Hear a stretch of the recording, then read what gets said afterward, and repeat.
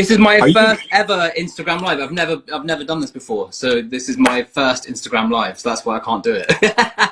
really your first one Yeah, ever? yeah. I don't really do technology stuff, so this is the first one for me. Well, it's funny you say that because I was going to get into it later, but like I saw recently, you're kind of becoming a content creator now, aren't you? No, a content creator. There's a big difference. So, I was going to bring There's a that. So the huge funny thing is, difference. in North America, saying that word, it seems like it's inappropriate. Oh no, it's completely inappropriate in the UK as well. But that's kind of why I enjoy saying it so much, because it upsets so many people. And I don't mind, like you can say it all you want. I don't get it. Like I'll say shit, fuck, whatever. But it's funny, like UK and like Australia, New Zealand, it's appropriate. Like why is that? I'm just curious. I don't know. I think it's the same as any word. Like it's more about the intent and the way you say it. Do you know what I mean? Like you can say some words that are pretty horrible, but if you say them in a kind of jokey way, it doesn't really matter. But you can say the simplest word, but if you say it with a mean intent, it takes on a whole different life. You know? Okay, fair enough. I like that. First of all, I think we're long lost brothers because your name is Jonathan Lee, right? Yes. My name is Jonathan, and my middle name is There Lee. you So go. Separated at birth. I don't understand that, but whatever. Let's get into it again. First of all, thank you for everything, and thank you for your contribution to music and for everything you've given to us. You've been a part of many people's lives for decades now. Not to age you at all, No, it has been but decades. I feel every year of it. Don't worry. I know it's been decades. listen, I'm born in '87, so I'm just a little behind Oh you, yeah. but Hey, so we could have been like almost separate. I was 82, so we're not too far apart. Yeah. exactly. I do want to go back a bit before S Club and just talk about the Sylvia Young Theater, where you kind of got your start, I guess, with theater. Maybe can you talk a bit about that and just some of the people that also came out of that school that you were at? Yes. So it's one of the kind of the most well-known theatre schools in the UK, and basically I got the part of Oliver in the West End, and I lived hundreds of miles away from London at the time. So Sylvia very kindly allowed me to go to the school while I was working in the West End. And then I auditioned for the school and won a scholarship to go there. So I stayed there full time.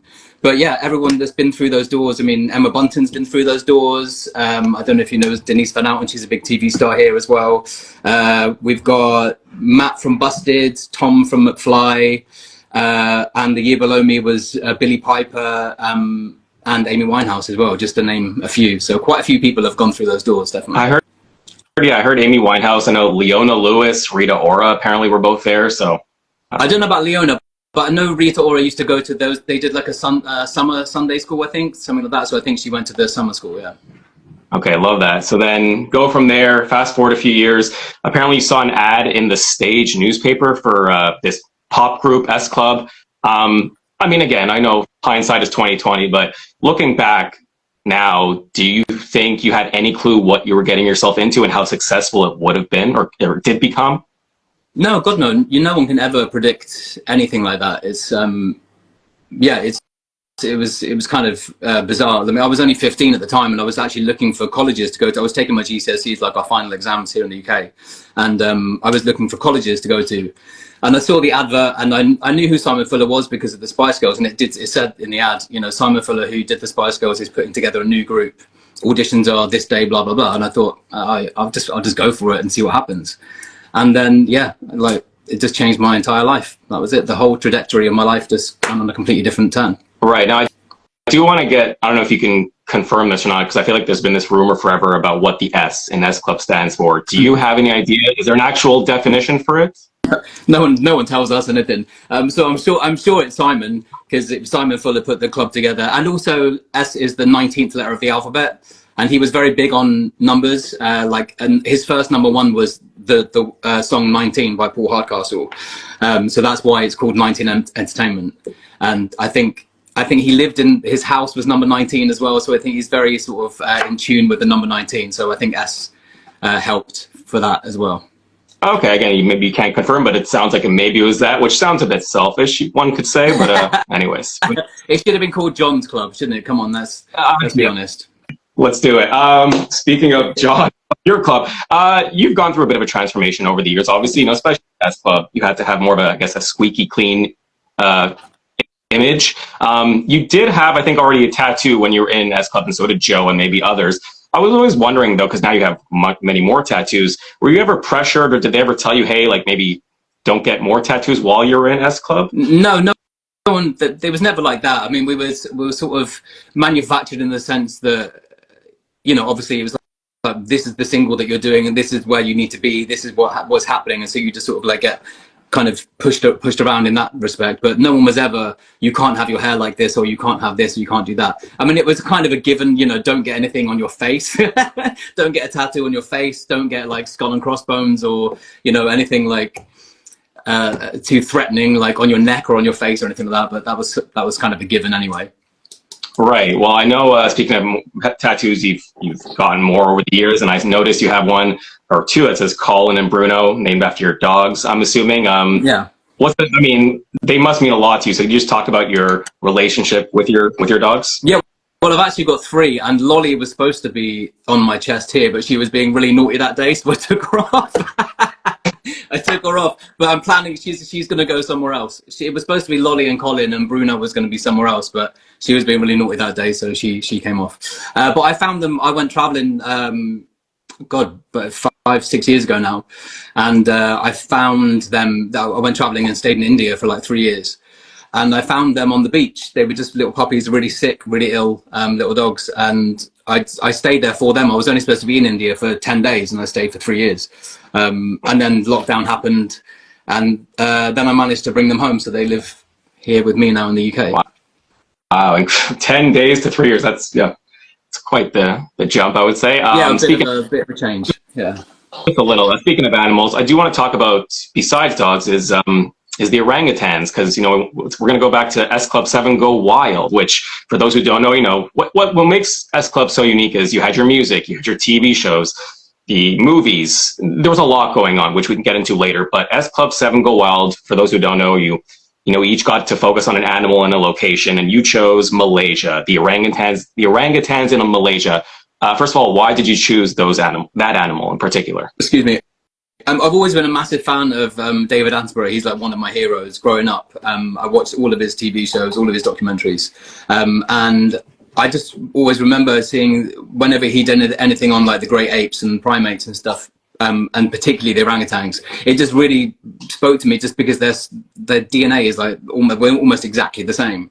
And it's incredible. And going there and meeting them and actually interacting with them and being that close to them, you can really see it, you can really feel it. It was one of the most amazing experiences. Out of all the stuff we did in S Club, that was one of the most incredible things, and that's something I'll remember forever, because not everybody gets to do that. That was something really special that we got to do. So yeah, I'll always remember that. That was amazing. Amazing. And I love that the entire episode's on YouTube, which I went and watched. And I love when you go into the bat cave and you retrieve the bird's nest, which consists of feathers, twigs, and saliva. Very appetizing. Yeah. Did you actually did you drink the bird's nest soup?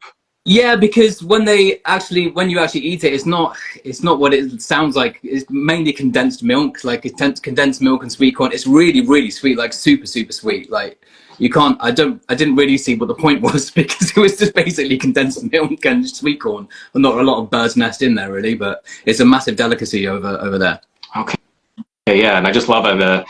It was like one part it showed Joe and Tina like enjoying the beach. It was nice, and then you were on like a boat with like terrible weather, and then you saw elephants. Just this contrast, it was just funny.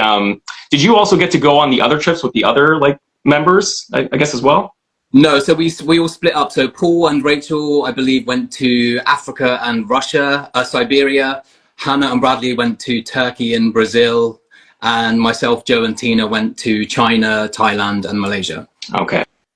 Got it. To save time. It was to save time, so we all went off different directions.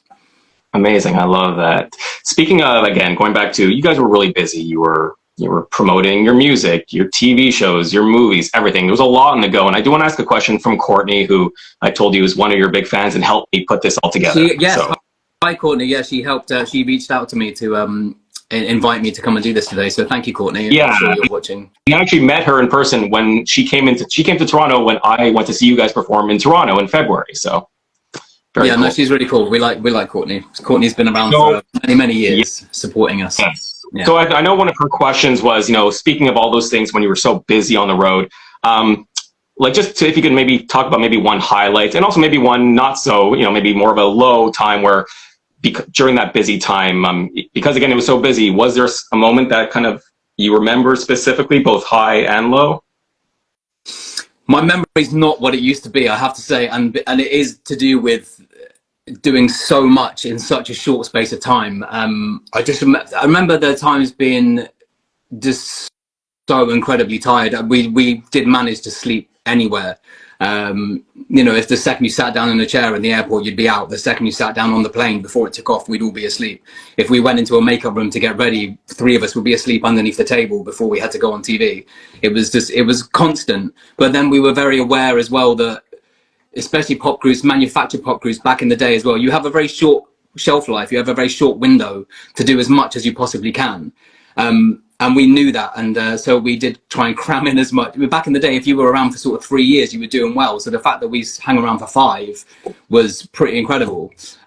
So we knew it was going to be hard work, but we were all willing to kind of put in the hours, and we certainly did. We certainly did. But having done that, that means we can come back all these years later because we did all the groundwork.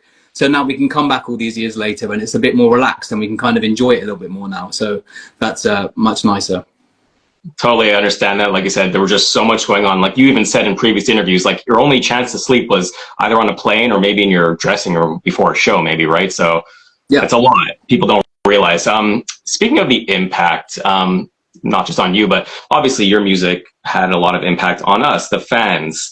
But I always wondered, people maybe don't take into consideration the artists, how it impacts them. So your music for me is very uplifting, very positive. But when you really listen to the lyrics, how would you say has S Club's music impacted you personally? Personally, for me, it was the way it's impacted other people. And we really got to see that when we do the tours and when we do our meet and greets and stuff, when people tell us their stories of how our music is impacted, when they were having a hard time at school, or, maybe they didn't have a great relationship with their parents or something. And they said, they told us these stories about how our music helped them through these difficult times. And I can't begin to, we were really emotional. The last meet and greet we did, it really does mean a lot to us. But for us, it's just, for us, we're doing our job, we're just going from one place. So it's hard for us to really appreciate what we're doing, because you were doing say we were doing Bring It All Back, we do it maybe 5 times that day, and then fly to a different country and do it five or 6 times there, and then and then do it on radio. And so for us, it was just like manic. So we didn't really ever have time to really sit down and really appreciate what was going on. And like I say, now it's all a bit more relaxed. To kind of hear the impact that it had on people is really moving to us, and we're really, really proud. Right. No, I can only imagine. So you had the Good Times tour. That was pretty much all. Was it started last year and then most of this year, I guess? So yeah, it was the UK arena tour was 2023, and then we took it to Canada and Toronto and the States in the beginning of this year, and then we did sort of like festivals and the big like outdoor events and stuff this year with the same show. Yeah. Are you able to say if you have any announced more shows for next year? At the moment, no, we don't. We've got one more this year. Joe and I have got our Christmas show. We're doing a duet show this Christmas. So we've got 2 shows that are booked for that. Me and the rest of the guys are doing a charity show for the British Heart Foundation in honour of Paul. We're doing a show for them in next week, I think it is actually. And next year, no, it's kind of open and up in the air at the moment. But there definitely will still be stuff, but we just don't know what it is yet. Fair enough. I know people want to know, and especially I know Courtney was like, "Oh, I want to know if John and Joe are going to do more shows, more evenings together." So there'll definitely be a few more John and Joe shows. Definitely, those are definitely happening. I want to talk about something, whether you realize this or not, because you hear songs that sound familiar, or there's samples and copies, whatever. Because I made a video about this a long time ago. So your song "Never Had a Dream Come True" has the exact same sound, same beginning, and throughout the song, same sound as Elliot Yamin, "Wait for You." Do you know that song? I don't know that song. What was it? So, he was on American Idol. Elliot Yamin, Yamin. YMA. I'm shocked that you don't know this. No, what's the song called? So it's called "Wait for You." Wait for You. listen to the beginning of that song. It's the exact same sound, pretty much just a slight different tone, but throughout the entire song, same sound, same beat. I promise you. Was his before us or after us? It had to be after, because that yours came out when, late 90s or early? I think it was like 2001 maybe. So yeah, it was American Idol. It had to be late 2000s then. Yeah, as long as we didn't copy someone else, that's all right, because we get sued otherwise. It always had. Well, anyways, it's all good. By the way, I don't know if you realized, actually, Dale from this like S Club fan page reminded me that you have a few anniversaries. Like one is today, which is the 23rd anniversary of Sunshine, that album. Wow. Oh, happy birthday! Happy birthday! And then yesterday was the 22nd anniversary of Seeing Double. So just kind of back to back, which is crazy. Nice. I want to ask. I know you've been asked this in the past. What's maybe your favorite song to listen to by S Club, and what's your favorite song to perform? My favorite song is one that we've never actually performed. I don't think, maybe it was on the TV show, but Straight from the Heart, which Joe sings. It's it's such a beautiful song. It really is. And every time I say, go on, sing it, she's always like, oh, I don't know. So I'm trying to twist her arm for if we do another tour, she has to sing that one. And to actually perform, Reach, definitely. It's always Reach. It's just people lose their mind. It's brilliant. It's just something is going to get everybody. It doesn't matter what age they are, where they're from, what's happening. Everyone is going to do it. So it's brilliant. I don't know what it is for me. I feel like it's underrated. Maybe it's not, but Love Ain't Gonna Wait for You. It's such Love Ain't Gonna Wait for You is a tune. Yeah, it is a tune. I love like just the mix of, well, that one, it's like disco, but then you have some like Motown inspiration. Of course, you have the bubblegum pop. Did you grow up, by the way, with Motown music at all? Yeah, I did very much. Diana Ross and the Supremes, Lionel Richie, all those guys, they were played a lot in our house when I was growing up. Because then, you went on to perform with Jersey Boys, which is that technically considered Motown, I guess? No, not quite. No, not really. Okay. It's more sort of like late 50s, early 60s. But it's it's not Motown. It's definitely got a bit of a swing to it, definitely, but it's not technically Motown, I don't think. That's fair enough. I do want to bring up just a post I came across on your Instagram. You hanging out with Samantha Mumba or Mumba. Yeah. I don't know. A lot of people don't. So it's funny. Canada's weird. Like we have a lot of our Canadian artists because we have a quota we have to play on the radio for Canadian artists, right? Yeah. So that's why we know a lot of Canadian artists. But then some other artists, like in the UK, don't get enough recognition. I think she's one of them, especially because she had like a couple big songs, at least that were here. And then maybe they don't remember her name, but they remember her songs. Yeah. And speaking of that, I actually had the chance to interview Robbie Williams at TIFF, Toronto International Film Festival, this summer. Amazing opportunity. So someone like him as well, I feel like didn't get their fair share. S Club, I think, was really big in Canada. I'm curious, like, what your thoughts are on that, and like if there's any specific UK artists that you feel like didn't get enough recognition in Canada or elsewhere. I'm not sure like who was big in Canada. I think the reason why we kind of sneaked in a bit more than other people was because the music was played on the TV show. So even if we didn't get the radio play, people knew our music because a different song was featured every single week. Mm-hmm. And I know that the TV show was pretty big over there. I think, Samantha Mumba, that album I still listen to it now. I've got to tell you, album, it's brilliant. She has some great songs. Who else? We've had some good people. My brain's fried now, but I can't think of anyone. But, no, I mean, I knew, I learned about Leona Lewis from, what was like the American Idol, or was she on that reality show? She was on, Pop Idol. Pop Idol. Okay. Yeah. It was one of those. Going back to one of your songs, was your first music video Bring It All Back, or was it S Club Party? Bring It All Back. It was Bring It All Back, I believe, because you mentioned in an interview, apparently it took you like 50 plus takes to do one of the scenes or something. Do you remember that? Yeah, that was a really hard day actually, because they filmed it on the beach on South Beach in Miami, and so it was like 90 degrees anyway, and then obviously they have to put all the big lights up for the filming and stuff. Okay. And it must have been on stage. It was probably like 120 degrees. It was ridiculous. And then we just had to do it just relentlessly over and over and over and over and over and over again. It doesn't sound that bad, but it was really, really exhausting. It was horrible. But that's what happens. But then, we got a cute little video out of it, so it's fine. Then I got to swim with dolphins, so it wasn't too bad. I think all your videos are iconic. just like all your songs are. I'm curious what your thoughts are when you first heard and performed Natural, because to me that's a big shift from most of your music. I love it. It's a great sound, just very kind of like seductive sound, and the music video was a little like, not raunchy, but do you like Natural? Is that like one of your top songs, or you could say no, but I do like Nato. I like that, and that was for the first time really when we sort of broke the formula. You know what I mean? If it wasn't a group song, then Joe was always very much the lead vocalist, with maybe little bits from other people. But that was the first time sort of Rachel took the lead, and like you say, it was a much sort of sexier, more sultry kind of which vibe, which Rachel brings to the group very, very well. And yeah, no, I loved it. I really liked that video actually. I thought everyone looked great in that video. That was a fun one to shoot, actually. I do like that song. Love that. I won't keep you for too much longer, but no, you're okay. No, it's fine. Yeah, all good. No, I appreciate it. Of course, I do want to bring up Paul, because everyone loved Paul, and it's a shame that he's no longer with us. But can you just talk a bit about what it was like being with him, being around him? Because he sounded like an amazing person. I also want to bring up, I found a great clip of him. I don't know if you ever saw the dating show, like Blind Date, where he went on that blind date in the bar. I didn't see it. No. Hey, it's on YouTube. Anyway, he meets a woman, blind date. It's like a reality show. They have one in Canada too. And he tells the bartender, he's like, yeah, I'm in music. And then he's like, whoa, what band? S Club. Their eyes light up. And then the woman, the date, he tells her the same thing. And he's very bashful and very humble, which says a lot about his character. He wasn't boasting, bragging, you know? No, so speaking of that, again, just kind of, can you tell me, maybe share one story or just what he was like to be around?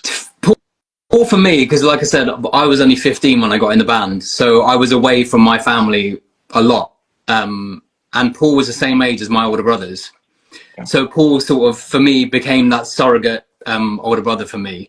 And we had a scream, he was a very gentle, very kind man.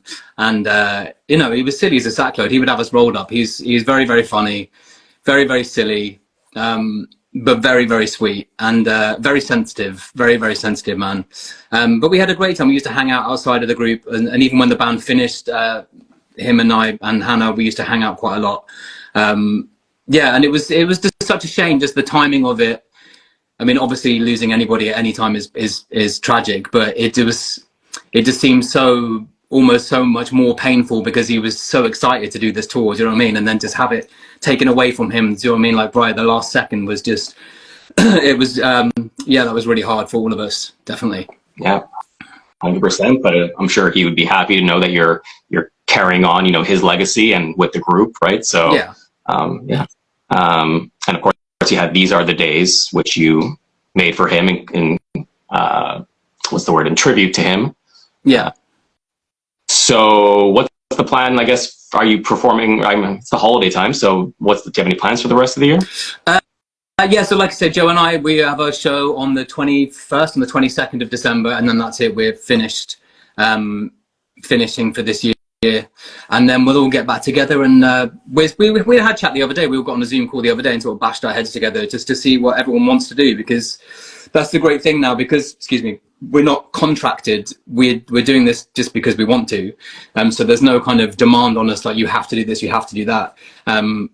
So we can kind of put our heads together and go, well, what do you want to do? Do you want to carry on doing this? And so it's much more our kind of decision now, which is really nice.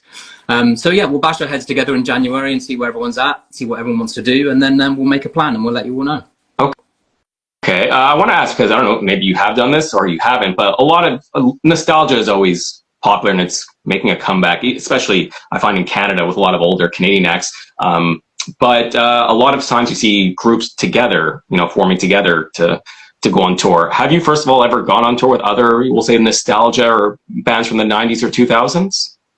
Not on tour. We used to do, there was a Smash Hits Pole Winners Party where it'd be sort of like all the biggest pop acts at the time. So it'd be like us and Steps and Damage and 911 and and E17 and all these other guys.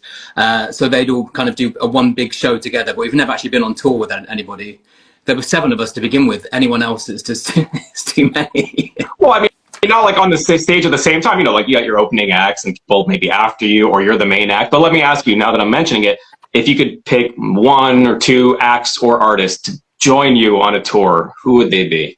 I always thought, I mentioned this in another interview recently, but I thought it'd be quite a fun thing to do because steps are huge here in the UK, and they have a massive following, and they're sort of like that very, we come from the same kind of era, you know, boys and girls as well, and now we're both a five piece, but they're sort of known as their sort of bubblegum pop as well, as a we, to have, you know, like the ultimate pop tour, and have Steps and S Club on the same tour. I think that would be really fun. What about And they're really, S Club? we get on with them really well as well. They're really nice guys, and we all get on really well. So I think that would be a fun tour. Where's the love for S Club Junior? Come on. Oh no, we love S Club Juniors. We love S Club Juniors. I'm kidding. No, Aaron like choreographs for us and stuff as well. Like Aaron just choreographed for like he's the most amazing dancer, like phenomenal dancer. So he comes in and like choreographs for bits and pieces. When Rachel did Mighty Hoopla in London, he choreographed all of that. So he's very talented, very talented. It's just crazy because, you know, junior, now they're like probably like my age, or I don't know, early 30s, maybe mid 30s. I don't know. God, how old am I? So I'm 42. So Aaron was the oldest. So he must be nearly 40 now. I think he's like 38, nearly 40 maybe. We're getting So, old. not so much anymore. We're getting old, John. Well, first of all, again, I hope you come back to Canada. Obviously, Toronto and most of Canada, all of Canada loves you. Most of it. Where's the bit we need to avoid? I'm from Montreal originally. Quebec is like just a weird province on their own. Have you been to Montreal? You've been to Montreal, I I've been to believe, no? Montreal, yeah. Yeah, we've been to Montreal. Beautiful. Summertime, like a lot of festivals. Winter, if you don't like snow, you know. Not the best place, if you don't know. No, but honestly, no. Again, thank you again for everything you and everyone has contributed to our lives, and good luck with the content creator role. Yes, I will keep up my content creating just for you. I promise. Thank you again, and all the best. No worries. Thank you so much. Bye, everybody. Bye. Thank you. See ya.